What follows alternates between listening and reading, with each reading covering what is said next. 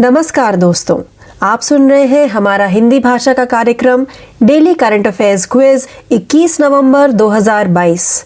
मैं हूं आपकी आरजे प्रियंका और बिना किसी देरी के शुरू करते हैं हमारे आज के क्विज को हमारे पहले प्रश्न के साथ। तो हमारा पहला प्रश्न ये रहा, निम्नलिखित में से किसने हाल ही में मानद ब्राजीलियाई नागरिकता प्राप्त की है? इस प्रश्न का सही उत्तर है 7 बार के विश्व चैंपियन लुइस हैमिल्टन को 2022 ब्राजील ग्रैंड प्रिक्स से पहले मानद ब्राजीलियाई नागरिकता प्रदान की गई है। 3 बार के ब्राजील जीपी विजेता को देश की राजधानी ब्राजीलिया में एक समारोह में मानद दर्जा दिया गया। आइए बढ़ते हैं प्रश्न 2 की तरफ।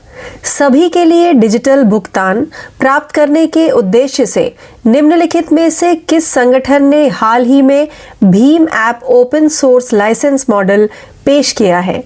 इस प्रश्न का सही उत्तर है National Payments Corporation of India NPCI ने सभी के लिए डिजिटल भुगतान के लक्ष्य को प्राप्त करने के उद्देश्य से Bhim app open source licence model launch करने की घोषणा की है। आइए बढ़ते हैं प्रश्न 3 की तरफ। निम्नलिखित में से किसे स्विट्जरलैंड पर्यटन के फ्रेंडशिप एम्बेसडर के रूप में नियुक्त किया गया था? इस प्रश्न का सही उत्तर है स्विट्जरलैंड टूरिज्म ने ओलंपिक स्वर्ण पदक विजेता नीरज चोपड़ा को फ्रेंडशिप एम्बेसडर नियुक्त किया है। अपनी नई भूमिका में प्रतिभाशाली भारतीय स्पोर्ट्स सुपरस्टार भारतीय यात्रियों को स्विट्जरलैंड के साहसिक, स्पोर्टी और आश्चर्यजनक आउटडोर का प्रदर्शन और प्रचार करेंगे। आइए बढ़ते हैं प्रश्न 4 की तरफ। एलआईसी ने 634.50 करोड़ रुपए में वोल्टास में कितनी अतिरिक्त हिस्सेदारी हासिल की है? इस प्रश्न का सही उत्तर है भारतीय जीवन बीमा निगम एलआईसी ने अतिरिक्त 2% हिस्सेदारी खरीदकर वोल्टास में अपनी हिस्सेदारी बढ़ा दी है। एलआईसी ने कहा कि उसने 10 अगस्त से 4 नवंबर 2022 की अवधि के दौरान खुले बाजार लेनदेन के माध्यम से वोल्टास के 634.50 करोड़ रुपए के शेयरों का अधिग्रहण किया। आइए बढ़ते हैं प्रश्न 5 की तरफ। निम्नलिखित में से किस शहर में इंडिया स्टोन मार्ट 2022 का 11वां संस्करण आयोजित किया गया था?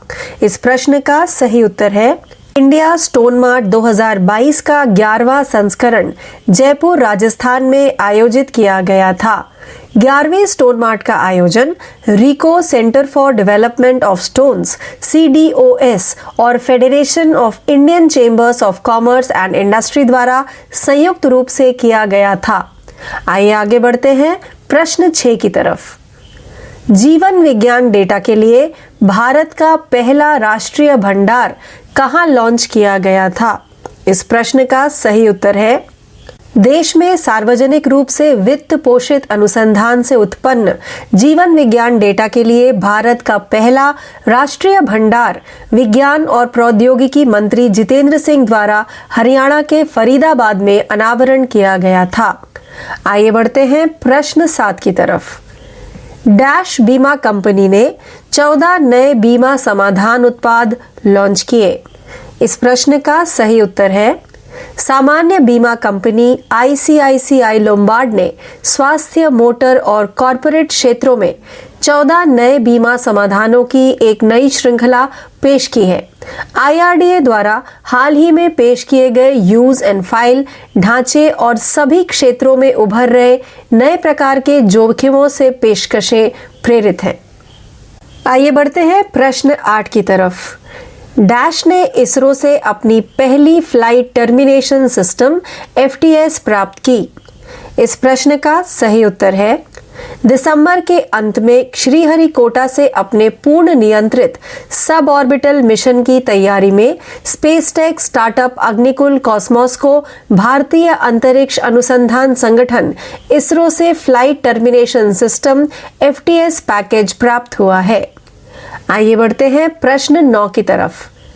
निम्नलिखित में से कौन सा राज्य 2023-24 में खेलो इंडिया नेशनल यूनिवर्सिटी गेम्स की मेजबानी करने के लिए तैयार है?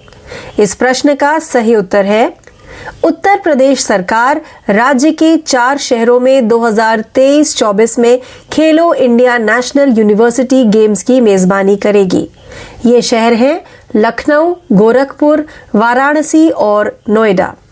आइए आगे बढ़ते हैं हमारे 10वें व अंतिम प्रश्न की तरफ। निम्नलिखित में से किसने ई के Janaki Ammal life and scientific contribution नामक एक नई पुस्तक लिखी है? इस प्रश्न का सही उत्तर है निर्मला जेम्स द्वारा अंग्रेजी में पुस्तक ई के Janaki Ammal life and scientific contribution एनव्यू रिसर्च एंड डेवलपमेंट द्वारा प्रकाशित वैज्ञानिक की 125वीं जयंती पर जारी की गई थी। तो इस प्रश्न के साथ ही हमारा आज का हिंदी भाषा का कार्यक्रम डेली करंट अफेयर्स क्विज 21 नवंबर 2022 यहीं समाप्त होता है। ज्यादा जानकारी के लिए यूं ही जुड़े रहिए। मैं हूं आपकी आरजे प्रियंका। धन्यवाद।